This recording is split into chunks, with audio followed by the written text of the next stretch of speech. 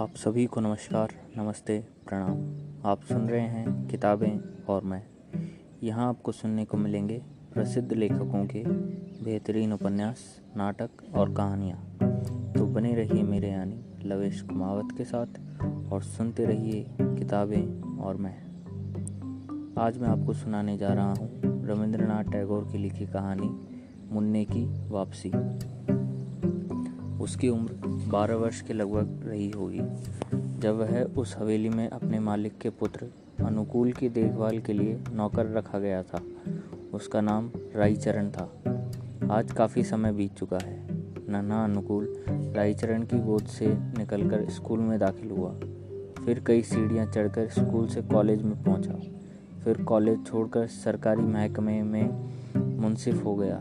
राईचरण तब भी उसकी देखभाल करता था, मगर फिर एकाएक उसका यह अधिकार जाता रहा। घर में नई बहू आ गई और अनुकूल की जिम्मेदारियां उसने ओढ़ लीं। कुछ समय के लिए राईचरण खाली हो गया, मगर नई मालकिन ने जल्दी ही उसे एक नई जिम्मेदारी सौंप दी। बहुत कुछ बदला, मगर राईचरण और उसका काम न बदला। वह आज भी बच्चा ही खिलाता था। यह बच्चा उसकी गोद में खेले अनुकूल का बेटा था। बच्चा घुटनों के बल चलकर बाहर निकल जाता। जब राईचरण दौड़कर उसे पकड़ता तो वह और तेज भागता और खिलखिलाकर हंसते हुए किसी निरापद स्थान पर जाकर छिप जाने की चेष्टा करता। तब राईचरण उसका असामान्य चातुर्य व विचार शक्ति देखकर चकित रह जाता और बहुरानी के पास जाकर कहता, बहू जी, देखना, तुम्हारा बेटा बड़ा होकर जज बनेगा, 5,000 रुपये कमाएगा। जब यह राईचरण को चंद कहकर पुकारता तो उसका मन बहुत ही प्रसन्न हो उठता। वह दोनों हाथ जमीन पर टेककर घोड़ा बनता और बच्चा उसकी पीठ पर सवार हो जाता। राईचरण को लगता कि ये सभी लक्षण जज बनने वाले हैं, वरना इतनी छोटी आयु में बच्चों को ऐसी सुध नहीं रहती। इन्हीं दिनों अनुकूल बाबू का स्थानांतरण पद्मा नदी के किनारे एक जिले में हो गया। नए स्थान की ओर जाते हुए कलकत्ते से उन्होंने अपने बच्चे के लिए कीमती आभूषण और कपड़ों के अतिरिक्त एक छोटी सी सुंदर बग्घी भी खरीद ली। वहाँ का मौसम बड़ा खुशगवार था। राईचरण अपने छोटे मालिक को साटन का कुर्ता, जरीदार टोपी, हाथों में सोने के कंगन, पैरों में 2 लच्छे पहनाकर बग्घी में बैठाकर दोनों समय हवाखोरी को ले जाता। फिर बरसात का मौसम आया। कई दिनों से मूसलाधार बारिश हो रही थी। भूखी पद्मा अंगड़ाइयाँ लेने लगी। गांव, खेत, बंजर, बाग, बगीचे सब कुछ उद्ध्वस्त कर लेने को आमादा हो गई। नदी के कगार धंसने लगे। बादलों और पानी के गर्जन से दसों दिशाएं गुंजायमान हो उठी। वातावरण भयानक हो गया। तीसरे पहर कहीं जाकर बादल फटे। शाम का समय था। राईचरण बच्चे को गाड़ी में बिठाकर बाहर ले गया। नदी में खूब पानी भरा था। बच्चे ने फूलों का गुच्छा देखकर जिद की, चुन्नू फू। राईचरण ने उसे बहलाना चाहा, पर वह नहीं बहला। विवश राईचरण बच्चे को मन रखने के लिए पानी में फूल तोड़ने के लिए जा घुसा। कई स्थानों पर उसके पांव कीचड़ में बुरी तरह धंस गए। बच्चा तनिक देर तो गाड़ी में चुपचाप बैठा रहा, फिर उसका ध्यान लहराती हुई नदी की ओर चला गया। वह चुपके से गाड़ी से उतरा। पास ही एक लकड़ी पड़ी थी, उठा ली और भयानक नदी के तट पर पहुंचकर मछली पकड़ने जैसा उपक्रम करने लगा। नदी के शोर में ऐसा मालूम होता था कि नदी के चंचल लहरें अस्पष्ट भाषा में उस सुंदर बच्चे को अपने साथ खेलने के लिए बुला रही हैं। बच्चा सम्मोहित सा होकर थोड़ा और आगे बढ़ा। अचानक राईचरण के कानों में कुछ गिरने जैसा स्वर पड़ा, मगर उसने ध्यान नहीं दिया।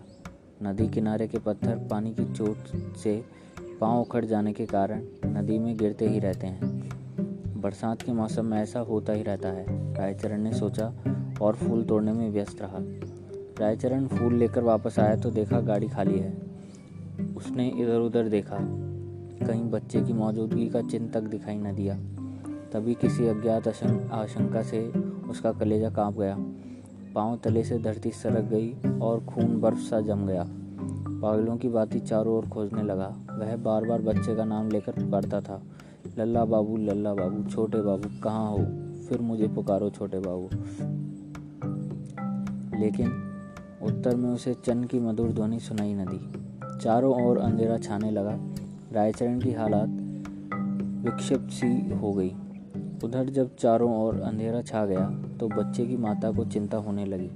उसने चारों ओर आदमी दौड़ाए। कुछ आदमी लालटेन लिए हुए नदी के किनारे खोज करने पहुंचे। रायचरण लल्ला बाबू कहता चारों ओर भटक रहा था। रायचरण उन्हें देखकर रो पड़ा।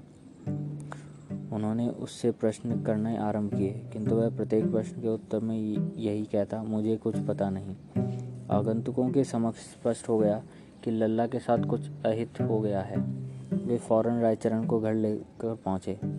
बहुरानी ने सुना तो पछाड़ खाकर गिरी। फिर रायचरण का हाथ पकड़कर झिंझोड़ दिया, कहाँ है लल्ला बाबू, बोल कहाँ है। रायचरण वही कहता रहा, मुझे कुछ नहीं पता। प्रत्येक व्यक्ति की यही राय थी कि यह काम पद्मा ने किया है, किंतु इसके अतिरिक्त दूसरी शंकाएं भी पैदा हो रही थी। एक यह कि उसी शाम को खानाबदोश का एक काफिला नगर में आया था और माँ को संदेह था कि रायचरण ने कहीं बच्चे को उनके हाथों न बेच दिया हो। वह रायचरण को अलग ले गई और उससे प्रार्थना करते हुए कहने लगी, रायचरण, तू मुझसे जितना धन चाहे ले ले, किंतु मेरा बच्चा मुझे लौटा दे।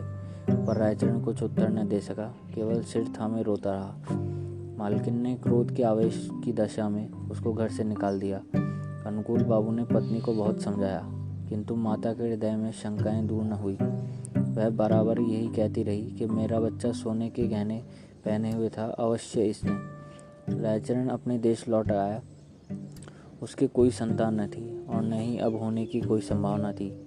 पर 1 साल बाद उसकी पत्नी एक पुत्र को जन्म देकर स्वर्ग सिधार गई।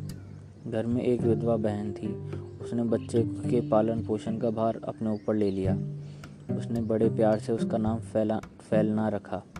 जब बच्चा घुटनों के बल चलने लगा, वह घर वालों की नज़र बचाकर बाहर निकल जाता। रायचरण जब उसे दौड़कर पकड़ता तो वह चंचलता से उसे मारता या फिर उसकी पकड़ में न आने के प्रयास में तेज तेज भागता। उसकी वैसी क्रियाएं देखकर रायचरण की आंखों के सामने अपने उन नन्हे मालिक की सूरत थिरक उठती जो पद्मा नदी की लहरों में खो गया था। उसकी क्रियाएं ही नहीं, आवाज़ भी लल्ला बाबू जैसी ही थी। वह रायचरण को बाप और बुआ को पीछी इस ढंग से कहता था कि जिस ढंग से रायचरण का नन्हा मालिक बोलता था। उसे पूरा विश्वास था कि उसके मालिक ने उसके घर में जन्म लिया है। उसके इस विश्वास के कई कारण थे। एक तो यह कि वह नन्हे मालिक की मृत्यु के थोड़े ही समय पश्चात उत्पन्न हुआ। दूसरी यह कि उसकी पत्नी वृद्ध हो गई थी और संतान उत्पत्ति की कोई आशा न थी। तीसरे यह कि बच्चे के बोलने का ढंग और अधिकांश क्रियाएं लल्ला बाबू से मिलती जुलती थी। जज बनने की सारी योग्यता उसे उसमें दिखती। वह हर समय बच्चे की देखभाल में जुटा रहता। उसे शंका रहती कि कहीं उसका लल्ला बाबू फिर से गायब न हो जाए। वह बच्चे के लिए गाड़ी लाया और अपनी पत्नी के गहने बेचकर बच्चे के लिए गहने बनवा दिए, वैसे ही गहने जैसे उसका लल्ला बाबू पहनते थे। उसी की भांति उसे सजा धजा कर वह उसे गाड़ी में बिठाकर प्रतिदिन सैर के लिए बाहर ले जाता था। धीरे धीरे दिन बीतते गए और बच्चा बड़ा हो गया, परंतु लाड चाव में वह बहुत बिगड़ गया था। किसी से सीधे मुंह बात न करता। गांव के लड़के उसे जज साहब कहकर छेड़ते। वह बाप को भी बाप की तरह न समझकर नौकर अधिक समझता था। जब लड़का शिक्षा योग्य हुआ तो रायचरण अपनी थोड़ी सी ज़मीन बेचकर कलकत्ता आ गया। उसने दौड़ धूप करके एक नौकरी खोजी और फैलना को स्कूल में दाखिल करवा दिया। उसे पूरा विश्वास था कि बड़ा होकर फैलना अवश्य ही जज बनेगा। बढ़ते बढ़ते वह अब फैलना 12 वर्ष का हो गया और वह खूब लिख पढ़ सकता था। उसका स्वास्थ्य अच्छा और सूरत शक्ल भी अच्छी थी। उसे बनाव श्रृंगार की भी बड़ी चिंता रहती थी। जब देखो दर्पण हाथ में लिए बाल संवारता रहता। वह फिजूल खर्ची भी बहुत था। पिता की सारी आय वह बनने संवरने की सामग्री में खरीदने में खर्च कर देता। रायचरण उससे प्रेम तो पिता की भांति करता था, किंतु प्रायः उसका व्यवहार उस लड़के से ऐसा ही था जैसे मालिक के साथ नौकर का होता है। उसका फैलना भी उसे पिता न समझकर नौकर ही समझता था। दूसरी बात यह थी कि रायचरण स्वयं को फैलना का पिता प्रकट भी न करता था। छात्रावास के विद्यार्थी रायचरण के गंवारपन का उपहास करते और फैलना भी उन्हीं के साथ सम्मिलित हो जाता। वह स्वयं को मालिक और रायचरण को सेवक जान स्वयं भी उसका उपवास करता। रायचरण ने जमीन बेचकर जो कुछ रुपया प्राप्त किया था वह लगभग समाप्त हो चुका था। उसका मामूली वेतन फैलना के खर्चों के लिए कम था। वह प्राय अपने पिता से जेब खर्च तथा कीमती वस्त्रों के लिए झगड़ता रहता था। आखिर एक उपाय रायचरण के मस्तिष्क में आया।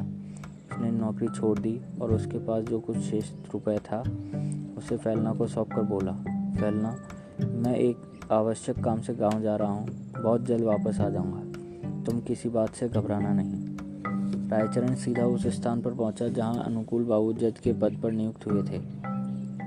उनके और कोई संतान नहीं थी, इस कारण उसकी पत्नी हर समय उदास और गुम सी रहती थी। नन्हे ललना की याद आज भी जैसे कल की घटना की भांति उनके मन मस्तिष्क में ताज़ी थी।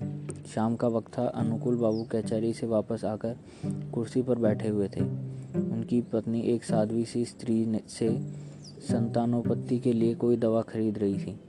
जय हो माँ जी। रायचरण ने आंगन में जाते ही जय घोष किया। कौन हो भाई?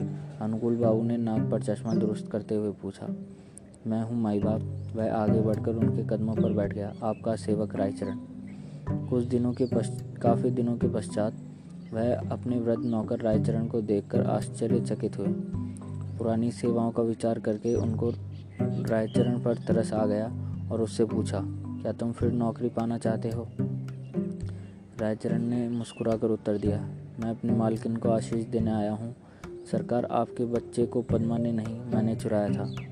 अनुकूल बाबू ने आश्चर्य से कहा, यह तुम क्या कह रहे हो? क्या मेरा बच्चा सच में जीवित है? उसकी पत्नी ने उछलकर कहा, भगवान के लिए बताओ, मेरा बच्चा कहाँ है? रायचरण ने कहा, आप धैर्य रखें, आपका बच्चा अब भी मेरे पास है। अनुकूल बाबू की पत्नी ने रायचरण से प्रार्थना करते हुए कहा, मुझे बताओ रायचरण, कहाँ है मेरा लाल? क्या तुम उसे भी साथ लाए हो? रायचरण ने कहा, मैं उसे परसों ले आऊँगा बहू जी। उस दिन रविवार था। कचहरी बंद थी और अनुकूल बाबू अपने मकान में बेचैनी से टहलते हुए रायचरण की प्रतीक्षा कर रहे थे। कभी वह टहलने लगते, कभी आराम कुर्सी पर बैठ जाते। आखिर 10 बजे के लगभग रायचरण फैलना का हाथ पकड़े कमरे में दाखिल हुआ। अनुकूल बाबू की पत्नी फैलना को देखते ही दीवानों की भांति उसकी ओर लपकी और उसे बाहों में भरकर गले लगा लिया। उनके नेत्रों से गंगा जमुना बह निकली। वह उसे टटोल कर देख रही थी, कहीं उसके लाल पर कुछ रायचरण के घर तो नहीं छूट गया। प्यार करके भी उनका जी नहीं भरता था। वे उसे फिर प्यार करती, कभी आश्चर्य से उसकी सूरत तकने लग जाती। फैलना सुंदर था और उसके कपड़े भी अच्छे थे। अनुकूल बाबू के हृदय में भी पुत्र प्रेम का आवेश उत्पन्न हुआ, किंतु जरा सी देर के बाद उनके पितृ प्रेम का स्थान कानून की भावना ने ले लिया और उन्होंने रायचरण से पूछा, रायचरण, भला इसका प्रमाण क्या है कि यह बच्चा मेरा है? रायचरण ने इसका उत्तर दिया, इसका उत्तर मैं क्या दूं सरकार? इस बात का ज्ञान तो परमात्मा के सिवाय और किसी को नहीं हो सकता कि मैंने ही आपका बच्चा चुराया था। मैंने यह नीच कार्य किया था, पद्मा ने नहीं। यह अनुकूल बाबू ने देखा कि उनकी पत्नी फैलना को कलेजे से लगाए हुए है तो प्रमाण मांगना व्यर्थ है। इसके अतिरिक्त उन्हें ध्यान आया कि इस गंवार को तो ऐसा सुंदर बच्चा कहाँ मिल सकता था और झूठ बोलने से क्या लाभ हो सकता है। सहसा उन्हें अपने वृद्ध नौकर की लापरवाही याद आ गई और वे कानूनी मुद्रा में बोले, रायचरण, अब तुम यहाँ नहीं रह सकते। रायचरण ने ठंडी सांस भरकर कहा, सरकार, अब मैं कहाँ जाऊँ? बूढ़ा हो गया हूँ, अब मुझे कोई नौकरी पर भी नहीं रखेगा। भगवान के लिए अपने द्वार पर पड़ा रहने दीजिए। अनुकूल बाबू की पत्नी बोली, रहने दो, हमारा क्या नुकसान है, हमारा बच्चा भी इसे देखकर खुश रहेगा। किंतु इंसाफ पसंद अनुकूल बाबू की कानूनी नस भड़की हुई थी। उन्होंने तुरंत उत्तर दिया, नहीं, इसका अपराध बिल्कुल क्षमा नहीं किया जा सकता है। रायचरण ने अनुकूल बाबू के पांव पकड़ते हुए कहा, सरकार, मुझे न निकालिए, मैंने आपका बच्चा नहीं चुराया था, बल्कि परमात्मा ने चुराया था। यह तो होनी ही थी मालिक, इसमें मेरा कोई दोष नहीं था। न जाने वह सब कैसे हुआ, कहकर वह बिलख ही उठा, और ऐसा होता भी क्यों नहीं। उसके कलेजे का टुकड़ा उसे छिन रहा था और अब उसे उससे बिल्कुल भी दूर धकेला जा रहा था। रायचरण ने सिसकते हुए कहा, सरकार, मेरा कुछ अपराध नहीं। अनुकूल बाबू त्योरियों पर बल डालकर बोले, तो फिर यह किसका अपराध है? रायचरण ने उत्तर दिया, मेरे भाग्य का। परंतु शिक्षित व्यक्ति क्या ऐसे बहानों से बहल सकता है? फैलना को जब मालूम हुआ कि वह वास्तव में मुंसिफ का बेटा है, तो उसे भी रायचरण की इस चेष्टा पर क्रोध आया कि उसने इतने दिनों तक उसे क्यों कष्ट में रखा। फिर रायचरण को देखकर उसके दया भी आ गई और उसने अनुकूल बाबू से कहा, बाबूजी, इसे क्षमा कर दीजिए। यदि आप इसे अपने साथ नहीं रखना चाहते तो महावर कुछ रुपयों का बंदोबस्त कर दे। आखिर इसने इतने समय तक मुझे पाला है, इसका कुछ तो प्रतिहार इसे मिलना ही चाहिए। रायचरण ने अपने बेटे की बात सुनी तो उसके दिल पर चोट सी लगी। उसने अंतिम बार अपने बेटे को देखा, फिर सबको अंतिम नमस्कार किया और पलटकर घर से बाहर आकर दुनिया की भीड़ में खो गया। महीना समाप्त होने पर अनुकूल बाबू ने रायचरण के गांव कुछ रुपया भिजवाया, किंतु रुपया वापस आ गया। वहां अब इस नाम का कोई व्यक्ति नहीं था। तो यह थी आज की कहानी, मुन्ने की वापसी। आशा करता हूँ आपको यह कहानी अच्छी लगी होगी। तो ऐसी ही और कहानियों के लिए सुनते रहिए किताबें और मैं। तब तक के लिए धन्यवाद।